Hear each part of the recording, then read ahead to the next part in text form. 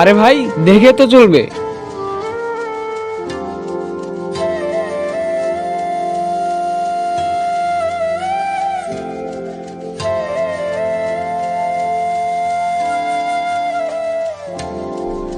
Hello. হ্যাঁ ভাইয়া। মা কেমন আছে? মা ভালো আছে। আর শোন, টাকার ব্যবস্থা হয়ে গেছে, আগে বলিস, টেনশন না নিতে।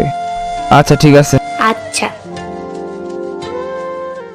তো ভাই, আমি আপনার কাছে কিছু টাকার জন্য আসছিলাম। মা খুব অসুস্থ, ডাক্তার বলছে 3 ঘন্টার মধ্যে অপারেশন না করাতে পারলে মাকে বাঁচানো সম্ভব না। ডাক্তার বলছে 2 লক্ষ টাকা লাগবে, তাই আপনার কাছে আসা। টাকা যে চাইছো, তুমি টাকা ফেরত দিতে পারবা? তোমার যে অবস্থা। যে আপনি আমাকে 1 মাস সময় দিবেন, আপনার টাকা সব শোধ করে দেব। আর অবস্থা কিছুই না। আচ্ছা ঠিক আছে, টাকাটা দিতাছি। তোমার মা অসুস্থ বলে টাকাটা ঠিক টাইমে দিয়ে দিবা, ঠিক আছে?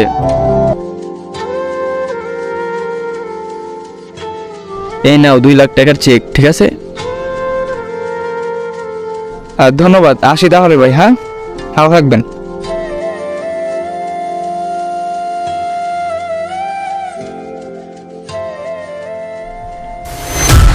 মানি ব্যাগটা কোথায় গেল?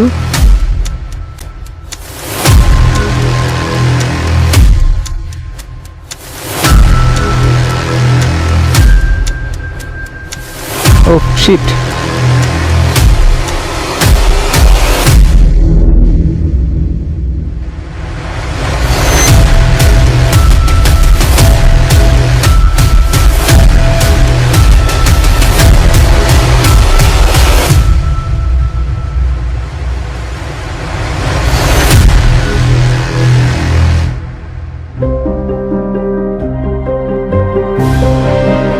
আমার মার লিভার ক্যান্সার হয়েছে। ডাক্তার বলেছে 1 ঘন্টার ভিতরে অপারেশন না করাতে পারলে আমার মাকে বাঁচানো সম্ভব না। ডাক্তার বলেছে 2 লক্ষ টাকা লাগবে।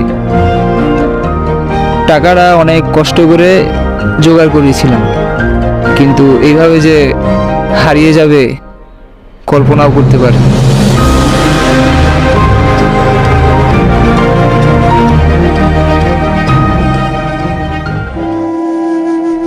মাকে বাঁচাতে হলে আমি সবকিছু করতে রাজি আছি। ছোটবেলায় বাবাকে হারিয়েছি, আমি চাই না যে আমার মাকে হারাই।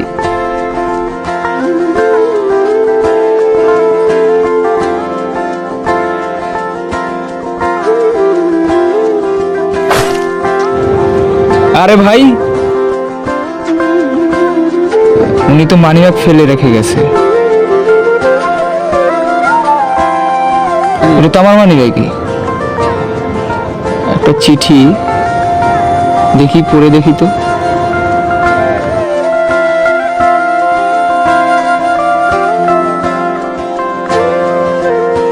সরি, আপনার মা যে হাসপাতালে ভর্তি আছে সেই হাসপাতালে আমার মাও ভর্তি আছে। আমার মায়ের হাড়ের সমস্যা, ডাক্তার বলছে 1 ঘন্টার ভিতরে অপারেশন না করাতে পারলে মাকে বাঁচানো সম্ভব হবে না। অপারেশন করতে হলে 2 লক্ষ টাকা লাগবে। এত কম সময়ে এত টাকা জোগাড় করা আমার পক্ষে সম্ভব ছিল না। রাস্তার পাশে হাঁটার সময় দেখতে পেলাম আপনি কার কাছ থেকে যেন 2 লক্ষ টাকার চেক নিয়েছিলেন।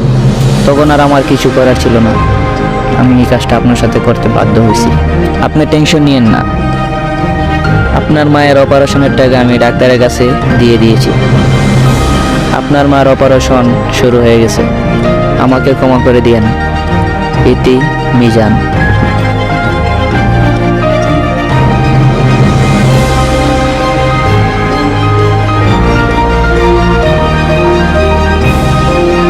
আজ না হয় এতটুকুই থাক, দেখা হবে কোনো এক অজানা ভিডিওতে, অজানা এক জায়গায়।